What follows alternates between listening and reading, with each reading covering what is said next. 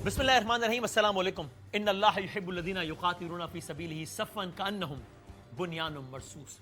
इस बहुत ही खुसूसी नशरियात में, इस बहुत ही खुसूसी शब में हम आपको खुश आमदेद कहते हैं। ये आप कह लीजिए राफेल नाइट है। आज 365 दिन मुकम्मल होते हैं उस मार्के को या मार्के के उस लम्हे को कि जो लम्हा तारीख ने इससे पहले कभी विटनेस ही नहीं किया। आज जंगी तारीख में दुनिया की वो बाब रकम हुआ जो कि इससे पहले कभी रकम ही नहीं हुआ। और ये पाकिस्तान का दावा नहीं है, ये दुनिया इस दावे को मानती है, जानती है, पहचानती है। हाँ, और दुनिया कहती है इस दावे को रकम करने वाले मुल्क का नाम, इस ख्याल को हकीकत देने वाले मुल्क का नाम पाकिस्तान है। कहानी क्या थी, मामला क्या था कि पिछले साल आज से कुछ रोज पहले 22 अप्रैल का वो स्याह दिन था जब पहलगाम में दहशतगर्दी का, बजाय दहशतगर्दी का एक वाकया हुआ और कुछ अफराद की जान गई। पाकिस्तान ने हर वाकये की तरह इस वाकये की भी मजम्मत की कि दहशतगर्दी का कोई भी वाकया हो, दुनिया में कहीं भी वाकया हो, उसके नतीजे में किसी की भी जान जाए, पाकिस्तान उसकी मजम्मत करता है। पाकिस्तान ने तो इस पर यह पोजीशन ली हमेशा की तरह। लेकिन वहां एक अजब काम हुआ। वहां ऐसे हुआ कि वाकया हुआ, विद इन नो टाइम वाकये के खिलाफ FIR, within no time वाकये के खिलाफ सबूत, गवाह, वकील, जज, अदालत, पाकिस्तान मुलविस है, ये सब कुछ हो गया। पाकिस्तान ने उस वक्त कहा कि हमें इसमें कुछ साजिश की बू आती है कवाकिब, कुछ नजर आते हैं, कुछ देते हैं धोखा, ये बाजीगर खुला।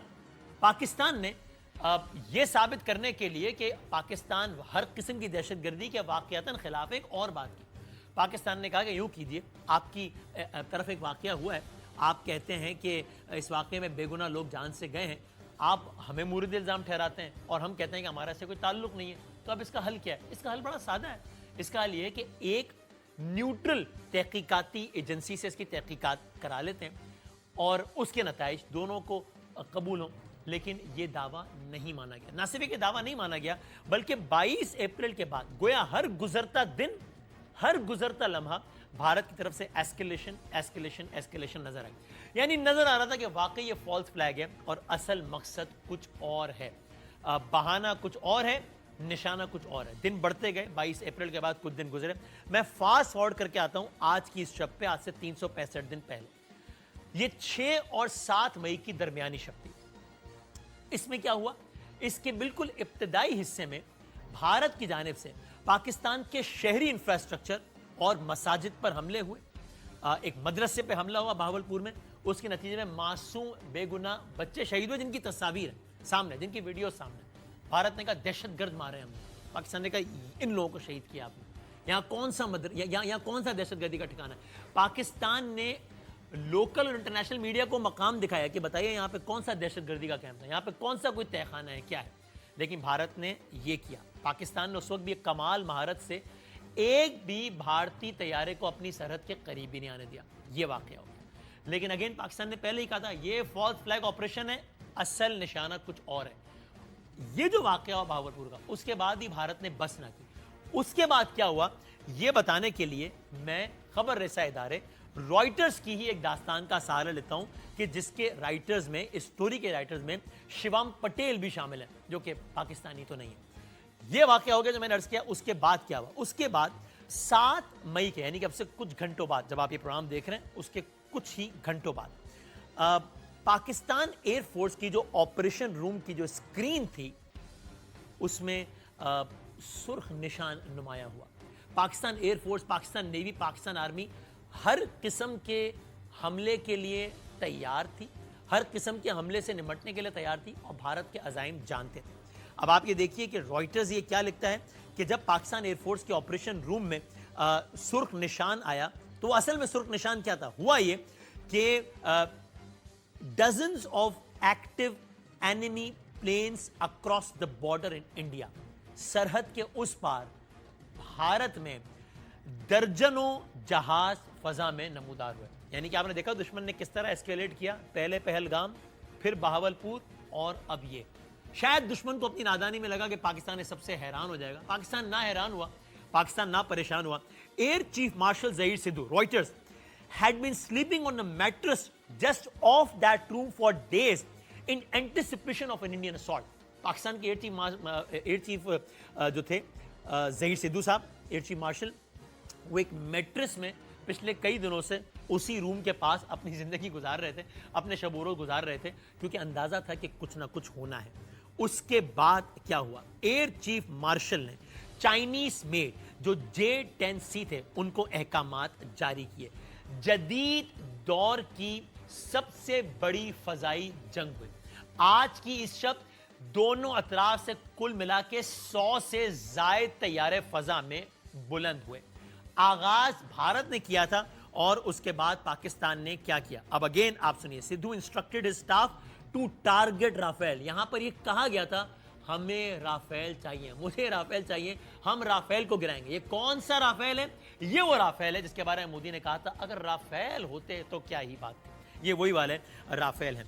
और उसके बाद क्या हुआ? ये वो राफेल है जो कि इससे पहले दुनिया की किसी भी जंगी तारीख में आज तक कभी गिरा ही नहीं था। उसके बाद एक लड़ाई जो कि तकरीबन 1 घंटे पर मुहित थी, मुकम्मल तारीकी में यह जारी रही। और उसके बाद वो लम्हा आया जब हमने कहा कि पाकिस्तान ने 1 नहीं, 2 नहीं, 3 नहीं, 4 नहीं, बल्कि 5 जहाज गिराए और इसमें राफेल भी शामिल थे। बाद में मालूम हुआ कि स्कोर तो 6-0 था। पाकिस्तान ने भारत के 2 नहीं, 3 नहीं, 5 तैयारे मार गिराए हैं। और सिर्फ राफेल नहीं गिरे, दुश्मन के दावे भी गिरे। सिर्फ राफेल नहीं गिरे, दुश्मन का गुरूर भी गिरा। सिर्फ राफेल नहीं गिरे, दुश्मन का ज़र्फ भी गिरा। सिर्फ राफेल नहीं गिरे, बल्कि दुश्मन की तमाम तर दावे की पोल खुल गई। और अगेन अब आप ये भी देखिए, रॉयटर्स ही कहता है कि हमने 2 इंडियन ऑफिशियल्स और 3 पाकिस्तानी काउंटर पार्ट से इंटरव्यू किया। इसमें 2 इंडियन ऑफिशियल भी शामिल हैं, याद रहे। और उनसे बातचीत के नतीजे में हम इस नतीजे पर पहुंचे हैं कि असल में राफेल की परफॉर्मेंस का कोई मसला नहीं था। असल में ये इंडियन इंटेलिजेंस फेलियर था जिसकी वजह से ये सब कुछ हुआ है। और इंटेलिजेंस फेलियर की तफसीलात रॉयटर्स अपनी इस रिपोर्ट में बताते हुए लिखता है कि पाकिस्तान ने जो भारत के जो राफेल तैयारों के जो पायलट थे उनको एक फॉल्स सेंस ऑफ कॉन्फिडेंस में डाला। गोया उन्हें यह लगा कि हम पाकिस्तान की फायरिंग डिस्टेंस में है ही नहीं, अगरचे वो थे। और उसके बाद वो हिट किए गए। और इस चीज़ के पाकिस्तान के एयरफोर्स ने बाकायदा शवाहिद रखे, दुनिया के सामने शवाहिद रखे। यहाँ तक कि कम्युनिकेशन का कुछ हिस्सा भी मंजर आम पर लाया गया और वो कुछ हिस्सा यूँ था। I have audio from Rafale formation that I will share. The call sign is Godzilla. As soon as those animals are extinct, so this one also got extinct. Please play.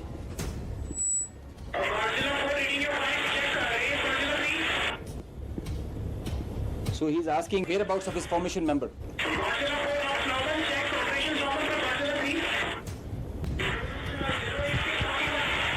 So the formation knows, his leader knows that his number, one of his flight member is not there. If we can hear one RT of one formation member, we can hear all of them in panic and in distress.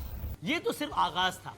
उसके बाद भारत ने कभी कुछ, कभी right, कभी left, नहीं कुछ नहीं हुआ, हाँ शायद कुछ हुआ है, हम क्यों बताएं क्या हुआ है, नहीं कुछ नहीं हुआ है। लेकिन आहिस्ता पोल खुलना शुरू हुई, इसलिए कि झूठ का मामला ये होता है कि उसकी जिंदगी छोटी होती है। ये देखिए किस तरीके से in whatever words Indian air marshal ने भी राफेल गिरने का एतराफ इस अंदाज से किया। Can you give a number of assets we lost? Because there's been a lot of speculation going on. International media writing a lot of things about our platforms, including Rafale. I mean, Pakistan claiming that Rafale has been down. I guess that question is for me. You know, we are in a combat scenario, and losses are a part of combat.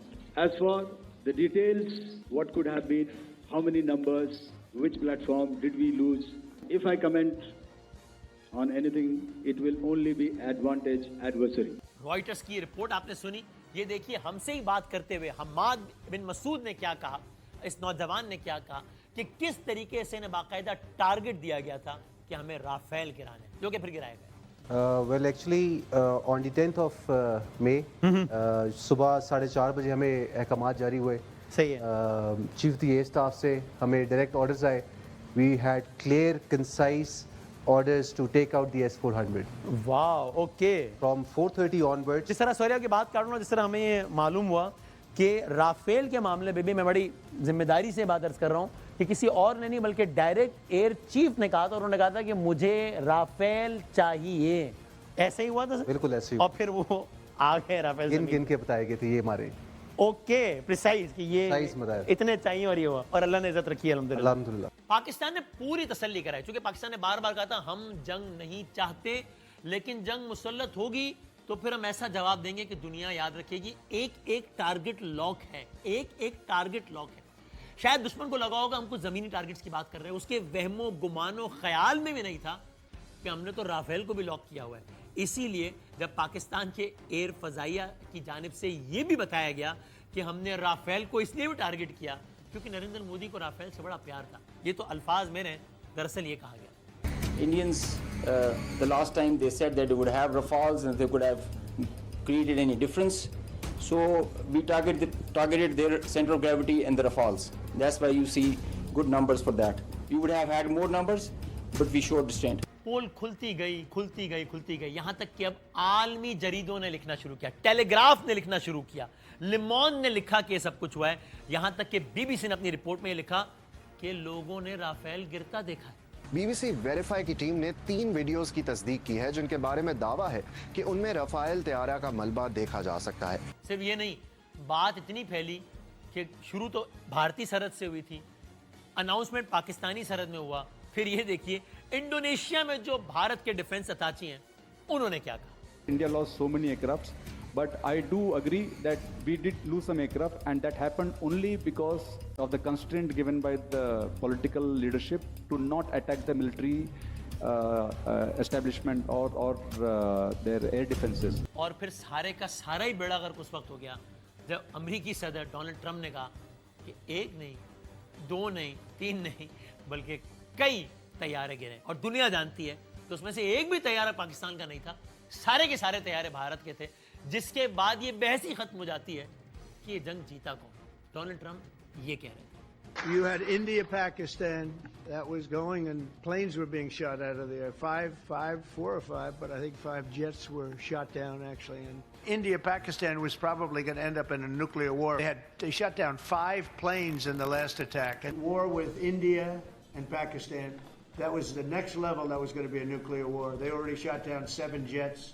That was raging. In the case of India and Pakistan, 7 planes were shot down. It was a bad one. I think what he's referring to is the fact that that would have been with India a nuclear war. That was getting very close. You know, 7 planes, they don't talk about it. India and Pakistan, 2 nuclear nations, 7 planes were shot down. That's a lot. Brand new, beautiful planes were shot down, and they were going out of 2 big nuclear powers. And I'm reading that 7 planes were shot down. You know, they're warring. They're strong people. And then I read on the front page of a certain newspaper, 8 planes, 7 planes were shot down. An 8th was really badly. We stopped a potential nuclear war between Pakistan and India. You know, 8 planes were shot down. That war was starting to rage.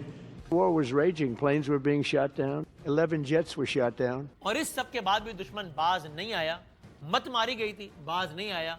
उसके बाद वाकयात आगे बढ़े, फिर नूर Khan airbase पे attack का वाकया हुआ, फिर पाकिस्तान ने कहा इन्नल्लाह युहिब्बुल लज़ीना युक़ातिलूना फ़ी सबीलिही सफ़्फ़न कअन्नहुम बुनियानुम मरसूस, और फिर जो हुआ वो आप सब जानते हैं। बिस्मिल्लाहिर्रहमानिर्रहीम, इन्नल्लाह युहिब्बुल लज़ीना युक़ातिलूना फ़ी सबीलिही सफ़्फ़न कअन्नहुम बुनियानुम मरसूस। पूरे भारत के मुख्तलिफ मकामात पर इस वक्त पाकिस्तान की कार्रवाई जारी है। इस कार्रवाई को नाम बुनियानुल मरसूस का दिया गया है, यानी कि सीसा फैलाई हुई दीवार। पाकिस्तान ने भारत के मुख्तलिफ इलाकों पर हमला कर दिया है। आपने रात के अंधेरे में हमला किया, हमने आपको दिन के उजाले में जवाब दिया है। हमने कहा तुमने जितने हम लोग के झूठे इल्जामात लगाए थे, हमने कहा था ये हमले हम नहीं कर रहे, ये तुम गलत खबर फैला रहे हो। जब हम हमला करेंगे हम उसको ऑन करेंगे, डंके की चोट पर ऑन करेंगे, और दुनिया देखेगी कि हमने काम किया है।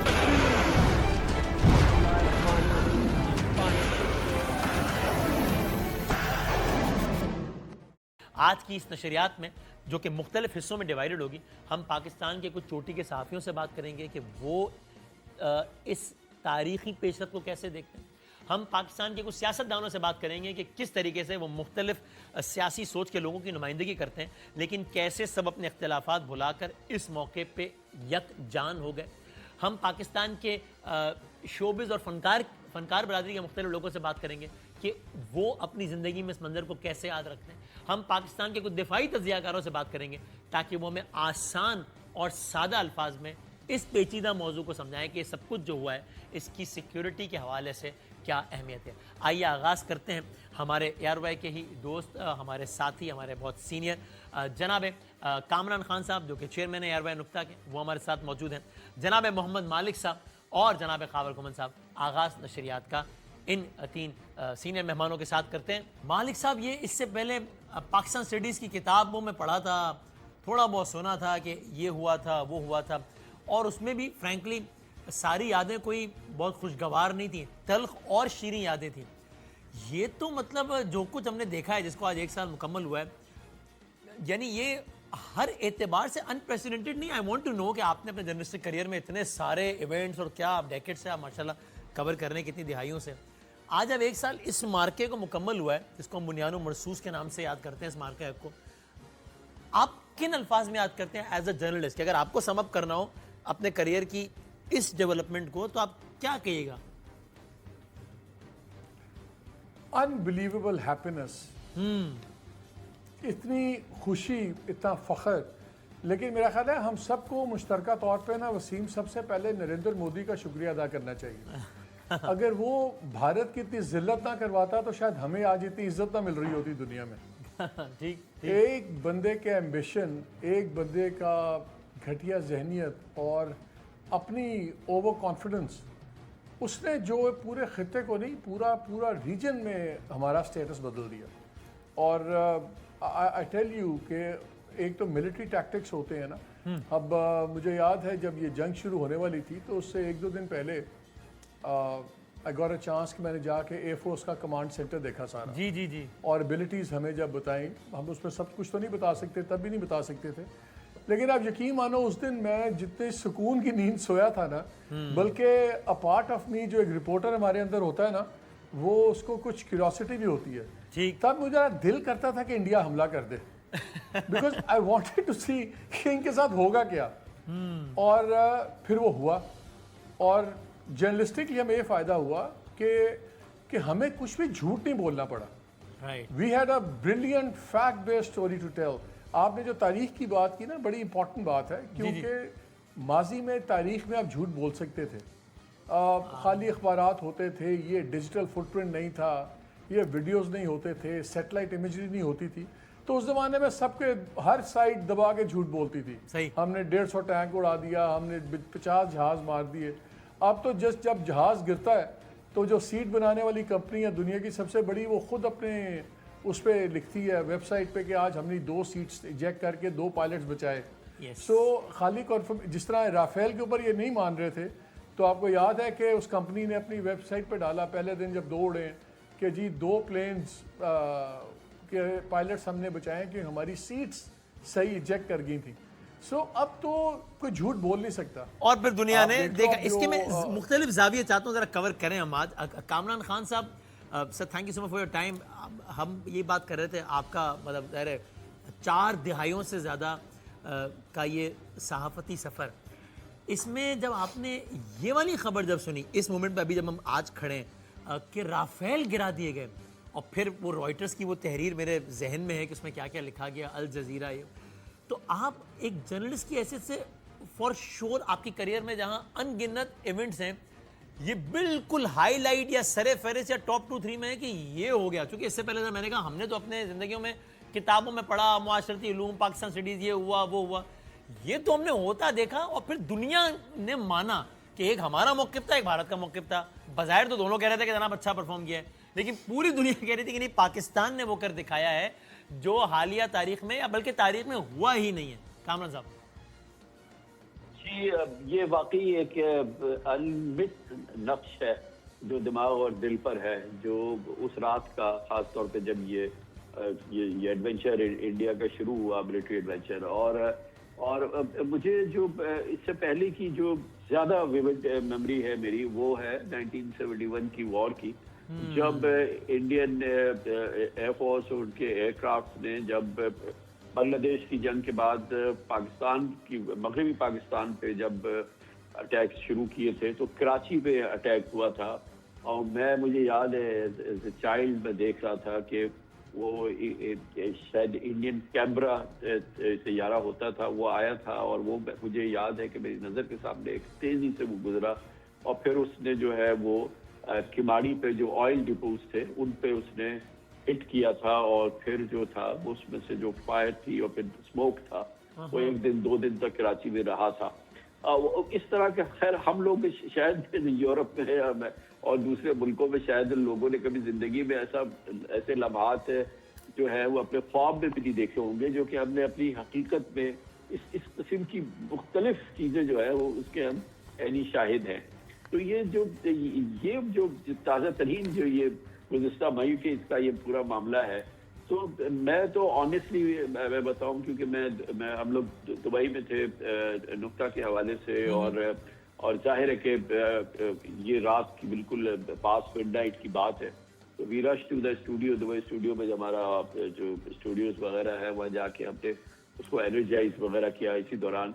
और फिर ये कॉन्फ्लिक्ट जाहिर है जारी था, और फिर ये खबरें आने लगी कि एक गिरा लिया पाकिस्तान ने, फिर दूसरा गिरा लिया, फिर तीसरा गिरा लिया। मैं ऑनेस्टली बताऊं, मुझे नहीं यकीन आ रहा था। मैं बिल्कुल दिल की गहराई से मैं बिल्कुल बता रहा हूँ और ईमानदारी से बता रहा हूँ कि मुझे तो ये यकीन नहीं आ रहा था। मैंने कहा यार जान गए तो अभी टू अनबिलीवेबल।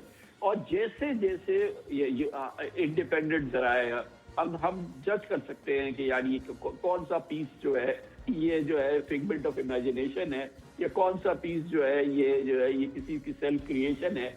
लेकिन जैसे जैसे ये पता चलता गया, एहसास होता गया कि ये ऐसे ही हुआ है जैसा कि हम देख रहे हैं और हम बयान कर रहे हैं कि 3 तैयारे, 4 तैयारे, 5 तैयारे ये गिर गए, और we are talking about very early hours of the war.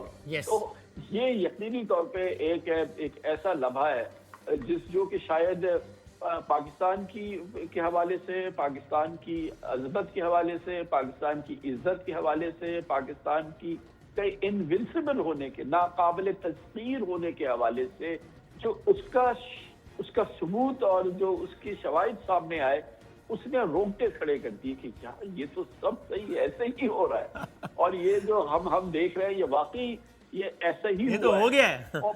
और ये हो गया। और फिर उसके बाद जब अगले दिन ये बात खबर आई सामने कि इंडियन एयरफोर्स कह रही है, इंडियन एयरफोर्स चीफ कह रहा है कि एयरफोर्स 2 दिन के लिए ग्राउंड हो गई है, यानी कि उसके बाद कोई in the middle of the war एक कंट्री जो अपने आप को दुनिया की 4थी बड़ी मिलिट्री पावर कहता है, वो खुद कह रहा है कि हमने अपनी एयरफोर्स को ग्राउंड कर दिया है। ये तो आपने एक तरफ का सारा जाविया बताया, दूसरी तरफ यानी अफवाद ने जो किया वो तो किया और कमाल किया, कौम ने जो कुछ किया मतलब वो भी कमाल ही किया ना। कि हम जानते हैं कि बिल्कुल कभी किसी हवाले से राय मुनक़सिम भी होती है, कभी कुछ राय में इख्तिलाफ होता है कभी, लेकिन कैसे इस कौम ने साबित किया कि अगर दुश्मन सामने आएगा तो हम सब बुलाकर यकजान हो जाएंगे, फिर हमारा एक ही नारा होगा यानी कि पाकिस्तान। कौम का जो रवैया और मिजाज था उसके बारे में ही बताइएगा। अनबिलीवेबल। ठीक है, हम लोग मुसलमान हैं, सबसे पहले तो हमें जाहिर है कि खुदा की ज़ात पे इसका एहसास होता है कि जी कि ये अल्लाह की तरफ से जो है ये एक इनाम है इन 25 करोड़ मुसलमानों पे, पाकिस्तानियों पे। और फिर उसके बाद किसके अगेंस्ट? इंडिया के अगेंस्ट, उसके तकब्बुर के अगेंस्ट, उसके एरोगेंस के अगेंस्ट, उसकी कि वो किस 7वें आसमान पे किस जगह वो सफर कर रहा, और फिर उसकी जगह और फिर उसके बदले में ये सारे सब कुछ होने के बाद फिर जिस तरह से कौम मुत्तहिद हुई। तो भाई उस जमाने में हम कौम इतनी मुत्तहिद नहीं थी। हम सियासी तौर पे एक खलफशार का शिकार थे, हम तवाहम का शिकार थे, हम शुबहात के शिकार थे, हम सवालों के शिकार थे कि यार क्या हमारे जो कौमी इदारे हैं ये वाकई जो है इस वक्त जो सूरत हाल के लिहाज से क्या वही सब कुछ हो रहा है जो कि 100% हम चाह रहे हैं या शायद कौम चाह रही है, और तमाम इस किस्म की चीजें जो यकीनन किसी सूरत से भी साजगार माहौल नहीं था या साजगार जो फीलिंग नहीं थी।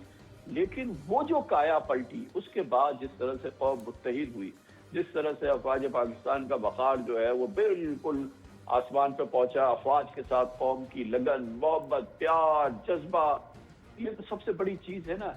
ये तो हमारी रीढ़ की हड्डी है। अगर हमने एग्जिस्ट करना है, अगर हमने सरवाइव करना है, अगर हमें अपने कौम की हैसियत से सरवाइव करना है और अपना एक मकाम कायम रखना है, हमने दुनिया को साबित करना है कि हम जरूर एक न्यूक्लियर पावर हैं, लेकिन बगैर न्यूक्लियर पावर के हम अपने से 7 गुना 10 गुना बड़े दुश्मन को जो है वो ज़ेर कर सकते हैं। अल्हम्दुलिल्लाह। खावर गुमन साहब, आप यानी as a reporter the bureau chief बहुत सारी चीज़ें कवर की आपने। जब यानी इंडिया ने पाकिस्तान पे हमला कर दिया, ये तो सुनने में थी, अब इसको रिपोर्ट करना है, इसको सुनना। ओ जी, नूर खान एयरबेस हो गया, वो तो खैर सीक्वेंस ऑफ इवेंट्स में बाद में आया, अभी मैं बतौर मजमूई बात कर रहा हूँ। ओ जी, वो यानी ये तो अगेन हम तो कह ही नहीं रहे, आप रॉयटर्स के हवाला ले लें कि जनाब तारीख की या कि अपनी अपनी सरहदों में रहते हुए 100+ तैयारा हवा में और डॉग फाइट हो रही है, और उसमें राफेल, और वो राफेल की जिसके बारे में दुनिया की अपेरेंटली इन्वर्टेड कॉमन में कह रहा हूँ सबसे बड़ी जमहूरियत का वजीर आजम कह चुका हो कि पिछले एपिसोड में राफेल की कमी बड़ी महसूस की गई। राफेल होते ना तो बड़ा, वो राफेल टक टक जमीन पे आना शुरू हुए। ये सारा कुछ रिपोर्ट करना और ये जो मेमोरी है आज 365 दिन बाद राफेल की स्पेसिफिक, अब आप किन अल्फाज में याद करते हैं? बदामी साहब बहुत शुक्रिया। बदामी साहब, अभी जिस तरह आपने अपने इब्तदाइया के अंदर जिक्र किया ना कि बहसियत हमने स्टूडेंट्स 1965 की जंग के वाक़यात को पढ़ा, उसके बाद 1971 की जंग के वाक़यात, ज़ाहिर है उसके अंदर मुख्तलिफ हमारे जो निशान हैदर शोहदा है उनके वाक़यात का हम जिक्र करते हैं, उसके ऊपर ड्रामास बने हुए हैं। लेकिन फास्ट फारवर्ड ये जो 1 साल पहले ये वाक़यात हुए, मतलब जो पर्सनल लेवल के ऊपर चीज़ें जो देखी हमने, मैं आपको यकीन करें कि जिस तरह कहा जाता है ना कि कौमों की ज़िंदगियों के अंदर कुछ ऐसे वाक़यात होते हैं, उस कौम का वो करैक्टर डिटरमिन कर जाते हैं, और फॉर जनरेशंस टू कम जो है वो एक पैमाना तय हो जाता है कि भाई पाकिस्तान ये है और पाकिस्तान ये कुछ कर सकता है। तो मेरी नज़र में जो चूँकि ये वाक़या देखा है, तो ये एक ऐसा वाक़या है, जनरेशंस टू कम जो है ये वाक़या इसको याद किया जाएगा, और इसको सामने रखते हुए पाकिस्तान को, जो पाकिस्तान की हैसियत है, उसके ऊपर बात होगी। मैं आपको एक ज़ाती वाक़या बताऊं कि उस रात जिस तरह आपने नूर खान एयरबेस की बात की, यहाँ पे इंडियन एक मिज़ल्स गिरा।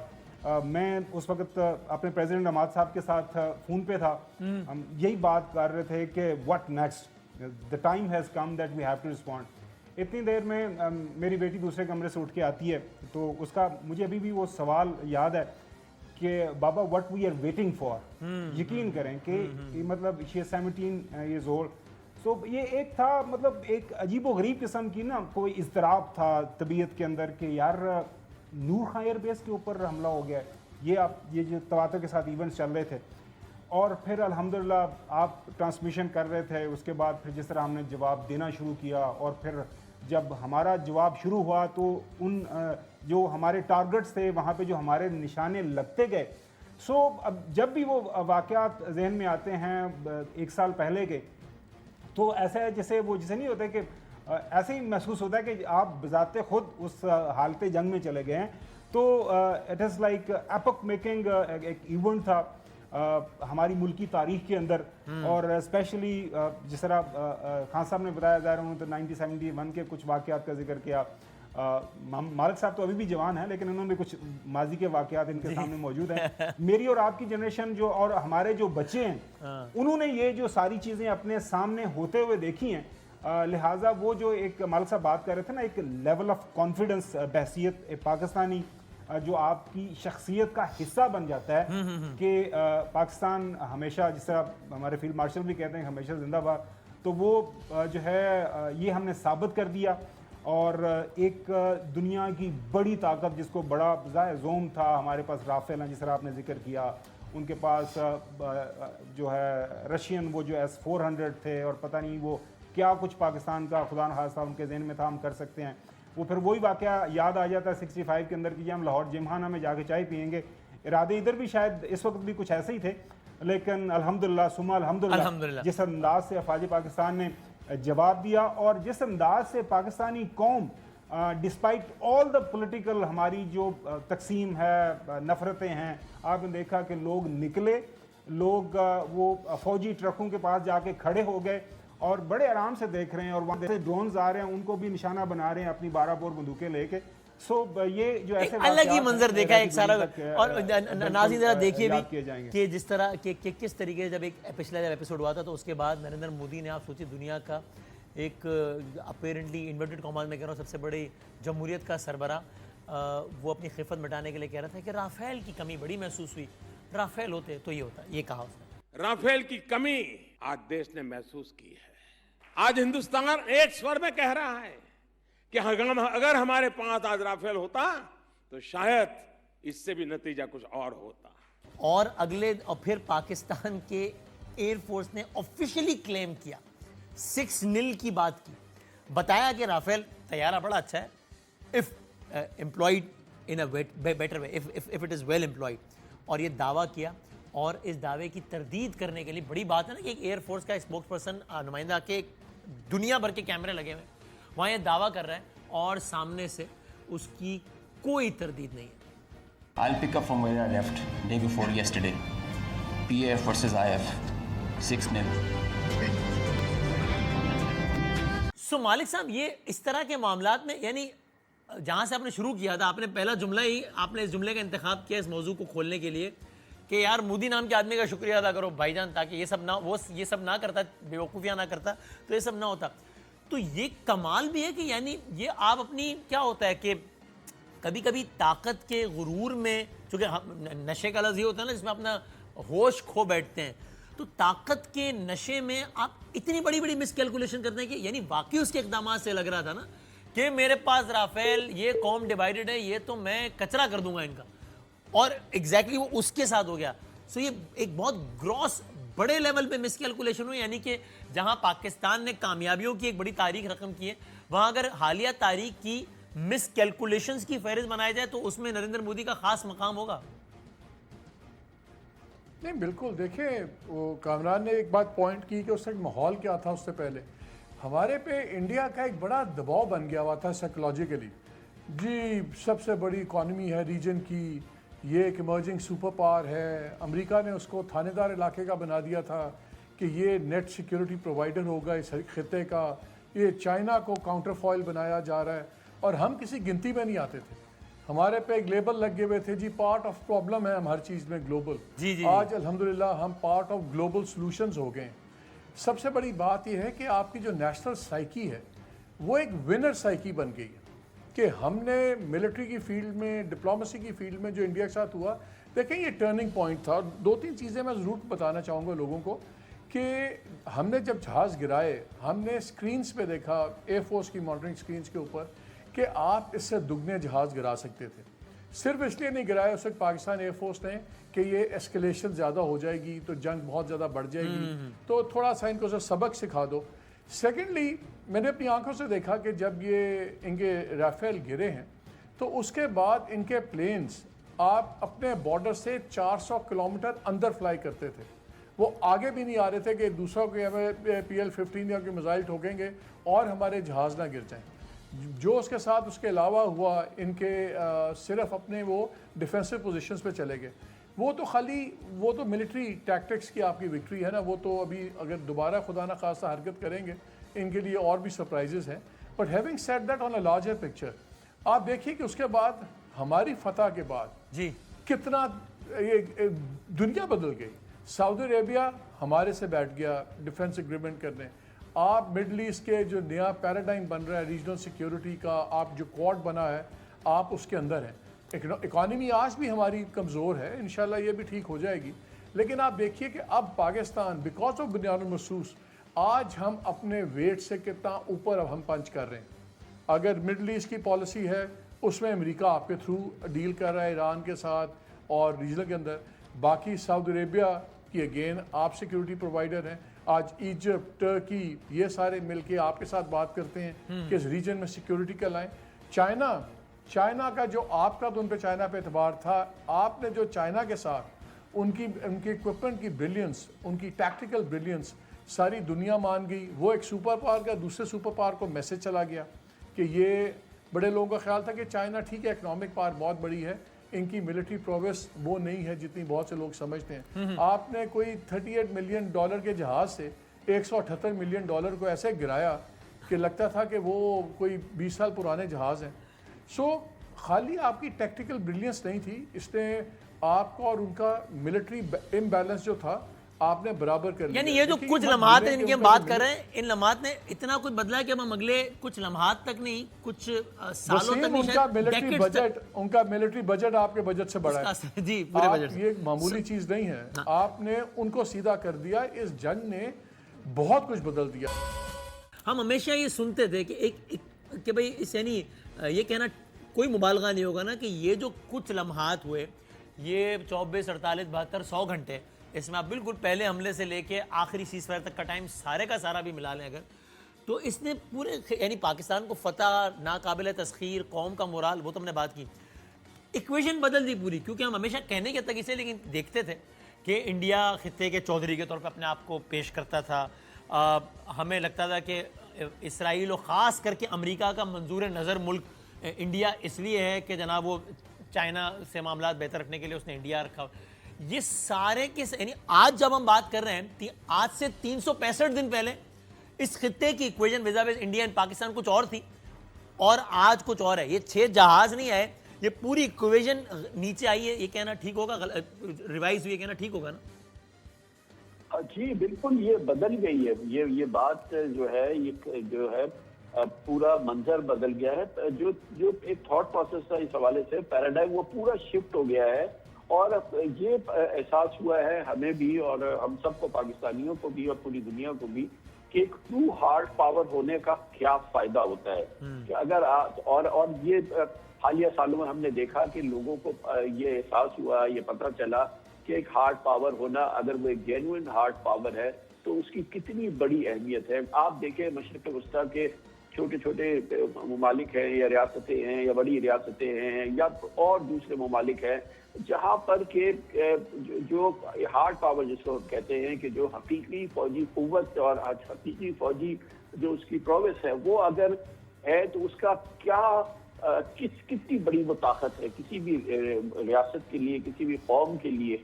और उसके बाद आप देखें जो पाकिस्तान की जो एक ग्लोबल प्रेस्टीज में इजाफा हुआ है, जो ग्लोबल इज्जत में इजाफा हुआ है, रिकग्निशन में इजाफा हुआ है, और फिर उसके साथ साथ ये देखें जो सबसे इम्पोर्टेंट बात पूरी दुनिया ने जिसको रिकग्नाइज किया कि डिस्पाइट बीइंग न्यूक्लियर पावर और डिस्पाइट बीइंग हर तरह का हमारे पास टेक्टिकल वेपन्स है, हमारे पास हर तरह के स्ट्रेटेजिक वेपन्स हैं, छोटे वेपन्स हैं, बड़े वेपन्स हैं, नेवी, एयरफोर्स और आर्मी, हम कुछ भी कर सकते थे।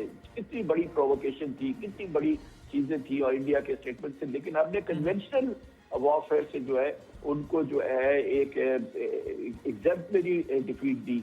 और उसका नतीजा ये निकला कि हमारी जो कुव्वत थी और जो हमारी जो एक्सपर्टीज थी, जो हम और जिस तरीके से हमने खालिसतन प्रोफेशनल, अगर हम स्टैंड पॉइंट से देखें जिस तरह से हमने जंग लड़ी, तो क्या सूरत हाल हुई कि न सिर्फ ये कि ये मिडल ईस्ट के अंदर, हमारे रीजन के अंदर, आप देखें एज फार एज इंडोनेशिया, वहाँ से जो है उनकी लीडरशिप जो है वो पाकिस्तान आई कि हमें JF-17 चाहिए, आप हमें बताइए कि हम कैसे अपने आप को इक्विप करें। और इस लेवल की कंट्रीज में जो है वो पाकिस्तान से गाइडेंस और पाकिस्तान से सपोर्ट मांग रही थी। आपने देखा कि हम किस लेवल पे हमारी जो थी वो एक्सेप्टेंस जो है वो पूरी दुनिया, और आज तक, आज जिस वक्त मैं आपसे बात कर रहा हूँ, उसमें कई टाइम से माशाल्लाह इजाफा हो गया है। अल्हम्दुलिल्लाह की है ये वही है। इसका जैसे कि हमने पहले भी बात हो रही थी यहाँ पे कि इसका क्रेडिट हम देंगे नरेंद्र मोदी को कि उसके जहन में पता नहीं क्या समाया कि वो ये हरकत कर बैठा, और उस हरकत करने के बैठने की बुनियाद पर पाकिस्तान को वो मौका मिल गया, पाकिस्तान को वो मकाम मिल गया जो उसने क्योंकि वो मैदान में उतरा और हमने उसको वो शिकस्त दी कि जिससे कि सारी दुनिया में हमारा लोहा बना। क्या बात। आइए आखिरी बात एक आपसे मालिक साहब, खावर साहब, अब ये बुनियानो मरसूस के बाद का पाकिस्तान, मार्का हक के बाद का पाकिस्तान, ये एक नया पाकिस्तान है ना, इसमें आप कहिएगा मालिक साहब के, यानी हम जाहिर है हमारे इंटरनल मामलात और उस पर हम एक बात करते रहते हैं और वो उसको जाहिर है हमेशा एक बेहतरी गुंजाइश रहती है रहेगी, लेकिन इसको एक्सप्लेन कीजिएगा कि हमने ज़रा पिछले 15-20 मिनट में इस पर तो बात कर ली कि क्या हुआ, कब हुआ, कैसे हुआ। अब ये मार्का के बाद के पाकिस्तान को दुनिया जिस तरह देखती है, अमेरिका जिस तरह एड्रेस करता है, आपने सऊदी अरब की बात की, middle east, America Iran war में जो हमारा रोल, तो इसमें हमारे पास बेहतरीन अपॉर्चुनिटीज़ हैं कि अपने लिए मुआशी कामयाबियाँ भी इसमें से निकालें, सिफारती कामयाबी इसमें से निकालें, सोसाइटी के एतबार से कामयाबी भी इसमें निकालें। ये इस एक अस्करी फतह ने बहुत सारी और फुतुहात के रास्ते खोल दिए हैं इस नए पाकिस्तान में। मालिक साहब देखिए, सी मोमेंटम बड़ी चीज़ होती है। पाकिस्तान को एक मोमेंटम मिल गया, उसके बाद अब ये जो हमारे मौजूदा क़यादत है ये इन पे डिपेंड करता है कि इस मोमेंटम को वो पॉजिटिवली कितना हार्नेस करते हैं इसकी एनर्जी को। चाहे आप इस मोमेंटम को यूज़ करें माशी तरक्की के लिए, इंटरनेशनल रिलेशंस में मोमेंटम अगर आपका पहला चीज़ होती है कि आपका परसेप्शन क्या है। हमारा परसेप्शन पॉजिटिव हो गया, हमारा परसेप्शन एक contributor to regional security peace वो हो गया। हम एक ग्लोबल सतह पे डिफरेंट तरीके से हैं, इसको हमें ट्रांसलेट करना है। और साथ ही डोमेस्टिक जो हमारे बड़ी डिविजन्स हैं, सब कुछ है। देखिए, जब आप फतह में होते हैं तो उसके दो नतीजे निकलते हैं, या आपके अंदर नरमी आ जाती है कि नहीं अब तो हम बहुत मजबूत हैं, फातेह हैं, सब कुछ है, तो चलें कुछ रहम करें एक दूसरे के साथ, या आप में बहुत ज़्यादा सख्ती आ जाती है कि अब तो हम इतने मजबूत हैं कि हम अनटचेबल हैं, तो रगड़ दो जिसको रगड़ना है। ये बड़ा एक टर्निंग पॉइंट दूसरा आएगा डोमेस्टिक पॉलिटिक्स और डोमेस्टिक अरेंजमेंट्स के हवाले से। किस तरह इस एनर्जी को, किस तरह इस मोमेंटम को यूज़ होता है। देखिए, अगर आपके पास बेहतरीन गाड़ी है, आप जिम्मेदारी से चलाएंगे तो उससे बेहतर आपकी मोबिलिटी नहीं होगी। सही। वो अगर आप बेपरवाही से चलाएंगे तो खुद भी मरेंगे, दूसरों को भी मार देंगे। ये मोमेंटम हमारे पास आ गया है, अब देखना ये है कि ये मोमेंटम को हम इस्तेमाल कैसे करें इंशाल्लाह। अब खावर भाई, आखिर में आप भी यही बताइएगा कि ये जाहिर है हमने बहुत सारे ऐसे बातें जो पहले लफाजी की हद तक थे वो हमने अमली तौर पे देखे ना। मिसाल के तौर पे कि ये कौम हो सकता है इख्तलाफात में बटी हो, लेकिन जब दुश्मन हमला करता है तो यकजा हो जाती है, हमने देखा। ये फ़ौज और ये कौम जंग चाहती नहीं है, लेकिन जब मुसल्लत हो जाए तो नाको चने चबवाना चाहती है, ये हमने देखा। तो इसी तरीके से अब आप ये बताइएगा कि ये जो अब जो एक नई सारी सिचुएशन है मार्का हक के बाद की, ये जो एक नया सारा मंजरनामा है, इसमें हमारे लिए क्या अपॉर्चुनिटीज इसमें से निकलती हैं, आप टुवर्ड्स ये बताइएगा। देखिए, जहाँ तक तो ताल्लुक़ है अफवाज पाकिस्तान का, देखिए अफवाज पाकिस्तान के ऊपर बड़ी तनकीद हुआ करती थी, कॉलम्स लिखे जाते थे कि ये पाकिस्तान का बड़ा बजट वो ले जाते हैं, लेकिन अफवाज पाकिस्तान की तरफ से यही बताया जाता था कि वक्त ज़रूरत हम साबित कर देंगे कि जो अखराजात होते हैं वो किसी मकसद के लिए होते हैं। तो पंजाब ये जब वाक़या हुआ था उसके बाद यहाँ पे ना हमारे गांव देहात के अंदर वो कहते हैं यार ठीक है मज़ा आ गया यार, मतलब वो बात ख़त्म हो गई, पैसे पूरे हो गए, मतलब इसके ऊपर कोई बात नहीं हुई। अब जिम्मेदारी आ जाती है हमारी सियासी क़यादत के ऊपर। देखिए, इसमें कोई दो राय नहीं है कि पाकिस्तान की मैशियत को इस वक्त शदीद चैलेंजेस का सामना है। अनफॉर्चुनेटली जो हमारे खिते के हालात वाक़यात बने हुए हैं वो हमारे इस मुआशी चैलेंज को मज़ीद गंभीर कर रहे हैं। तो ज़ाहिर है ऐसे मौके, ये मौका बहुत हमारे लिए बहुत अहम है।